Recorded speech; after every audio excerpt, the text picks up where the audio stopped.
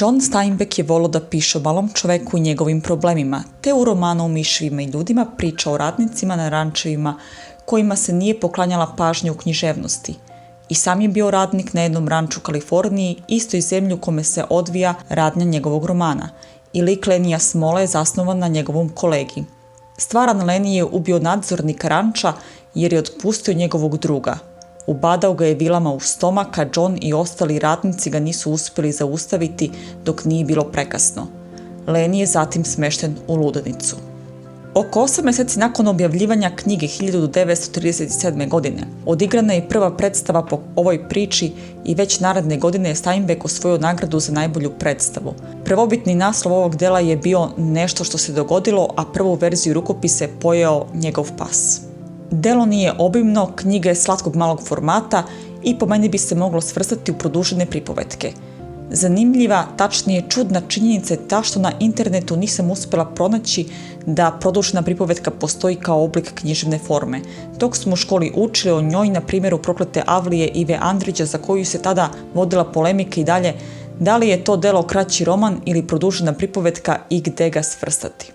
Roman govori o dva prijatelja, George je sitan, bistar i okretan, a Lenny je krupan i usporedno u razvoju.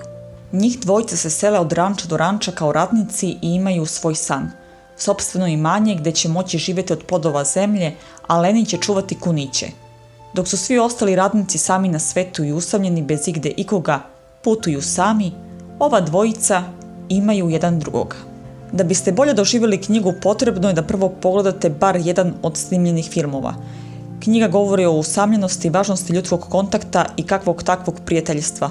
Govori o odbačenosti i surovosti života prema ljudima koji se nisu smatrali jednakima sa ostalima. U knjizi su to crnac, starac sa fizičkim hendikepom, žena i mentalno zaostao mladić. Osim toga, knjiga govori o ljudskim snovima i koliko su oni jači ako imaš nekog s kim ih deliš. Sam čovjek kao jedinka nema istrajnost, potrebnu jačinu i brzo propada. I taj san, životni cilj je važniji kada imate nekog jer znate da to nije samo za vas i kada tog nekog izgubite, više vam samostalno ostvarenje cilja ili sa nekim drugim nije moguće, jer vam nije to. Jer glavni cilj i san nije kupiti imanje, već to imanje podeliti sa prijateljem i omogućiti mu da uzgaja kuniće na njemu. Da bi se ovo u potpunosti shvatilo, poslije filma se treba pročitati knjiga, jer film to ne uspeva objasniti, barem nije uspeo meni. Osim imanja prijatelja i društva za deljenje nekog nauma i života, ovdje se pokazuje i važnost pripadanja, imati svoju grupu sa kojom možeš biti jači ili se barem tako osjećati, ne biti odbačen od svih i prepušten sam sebi. Poslije čitanja knjige, što nije slučaj poslije gledanja filma, shvatite bolje šta znači prava prijateljska ljubav i šta znači ljubav roditelja ili drugog člana porodice. To jest važnost imati nekoga ko veruje u vas i ko vas toliko poznaje da zna da i kada uradite nešto loše, nenamerno, vi niste loša osoba i da će uvijek biti tu za vas, a također shvatite da Lenny Small predstavlja svaku osobu koja osjeća nemoć u kontrolisanju toka života, koja pokušava da uspije da pomogne svojima, da ne bude teret, koja se trudi iz petnih žila, ali joj na kraju ipak to ne uspeva. Da ponovimo. Prvo pogledajte film, a zatim pročitajte knjigu. U filmu ćete također shvatiti značaj i značenje Candyjeve replike, koja tokom čitanja knjige može ostati neprimećena. Trebao sam sam da ubijem svog psa George. Nije trebalo da dozvolim da ga stranac ubije. 17 Steinbeckovih dela je ekranizovano, a o miševima i ljudima ima 3 ekranizacije. Igrani film iz 1939. godine je rađen po istoimenoj predstavi koja je napravljena po ovom romanu. Ovdje George i Lenny odmah uspevaju pobeći sa ranča vozom, dok su se u romanu morali kriti celu noć u rezervoaru za vodu. Lenny voli da mazi sve što je mekano, pa i miševe, ali u filmu umjesto mrtvog miša u džepu ima mrtvu pticu. Gazda novog ranča na koji su otišli ne dolazi u radničku sobu da ih upozna, već ih Candy, jednoruki starac, odvodi gazdi koji sređuje papire.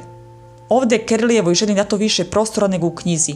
Pojavljuje se u više scena i dok se na kraju knjige pitamo da li je ona stvarno bila samo ona miguša ili je samo tako karakterisana jer je bila usamljena i željela da priča bilo s kojim muškarcem, a nisu uzeli u obzir što nije bilo drugih žena u blizini s kojima bi se družila, ovdje to već nije slučaj. Ovdje možemo vidjeti samo kao usamljenu ženu koja traži pažnju i društvo. Lenny podiže sam zaprečna kola, čega u knjizi nema. U romanu Candyjev novac je u banci dok ga ovdje drži kod sebi i daje ga Georgeu da ga poštom pošalje ljudima koji bi možda prodali ranč o kome sanjaju. Ovdje je važnost Candyjeve rečenice da je sam treba upiti svog psa najbolje prikazana. Ne može proći nezapaženo. Lennyjev i Crooksov razgovor je skraćen, ali se ne gubi njegov smisao. Ovdje vidimo da George krade Carlsonov revolver, a u romanu to sami zaključujemo. Kraj je najsličniji kraju knjige, tačnije, kraj romana nije u potpunosti ovdje ispačen i posljednja scena nije zamenjena drugom kao u sljedeće dve verzije. Lenny iz ove verzije je bio inspiracija za nekoliko crtanih filmova, među kojima je i Yeti koji hvata patka Daču misleći da je slatki mali zeka koga je uvek želeo da ima. Za televizijski film iz 1981. godine se može reći da je maltene kopija prethodne verzije, jer osim različitog početka pa i kraja sve ostalo je isto. Ovdje će George pokušati da ostavi Lennyja kod njegove tetke koja je u knjizi mrtva i da nastavi sam dalje putovanje i rad, ali se ipak vraća po njega. Ovdje Lenny već ima mrtvog miša u džepu. U ovoj verziji se ne prikazuje da je George ukrao revolver, već se to vidi kasnije kao u romanu. Sve ostalo sem samog završetka je kopija prethodnog filma. Igrani film iz 1992. godine mi je jedan od 3 omiljena filma. Film je režirao Gary Sinise, glumac koji u filmu igra Georgea, a također je i producent filma. Lennyja igra John Malkovich. Ako niste čitali knjigu ili ne znate kako se delo završava ili čak ne možete ni da pretpostavite šta će se desiti, ovaj film vas na kraju može ostaviti u šoku. Savršeno delo 7. umetnosti. Nema akcije specijalnih efekata, ali zato je svaki kadar savršena slika. Jedina mana filma je ta što ovdje Candyjeva već pominjana rečenica ne dolazi mnogo do izražaja, ali kako ne zaokupljuje pažnju ni tokom čitanja knjige, ovu manu možemo slobodno odbaciti. Neke scene iz knjige su izmenjene, izmenama se ništa nije izgubilo, ali se dobilo na dinamici. Preporuke za sve 3 verzije, ali za ovu najviše. Priznajem, subjektivna sam. 2014. godine u Broadwayskoj predstavi George je igrao James Franco, a 1969. godine je roman adaptiran i u operu. Blagodarim svima na pažnji. Ako već niste, zapratite kanal i zasviđajte video. Vidimo se čim bude spremna nova priča. Zdravo!